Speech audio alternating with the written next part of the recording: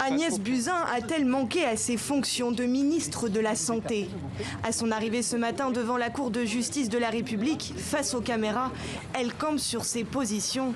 Elle défend la bonne préparation du gouvernement à une éventuelle crise sanitaire. C'est une excellente opportunité pour moi de m'expliquer et de rétablir la vérité des faits. Alors ministre de la Santé, Agnès Buzyn occupe un rôle central lorsqu'au début de l'année 2020, le monde prend doucement connaissance du coronavirus. Face aux informations alarmantes venues de Wuhan, le 21 janvier, Agnès Buzyn reste vigilante, mais se veut rassurante. Le risque d'introduction en France de cas liés à cet épisode est faible, mais il ne peut pas être exclu.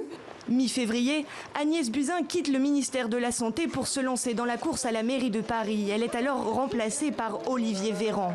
Quelques jours après sa défaite, la situation sanitaire s'obscurcit. Alors que la France s'engouffre dans la pandémie et se confine, Agnès Buzyn fait une déclaration dans le journal Le Monde. Une déclaration gênante pour l'exécutif. Quand j'ai quitté le ministère, je pleurais parce que je savais que la vague du tsunami était devant nous. Je suis partie en sachant que les élections n'auraient pas lieu. Depuis le début, je ne pensais qu'à une seule chose, au coronavirus.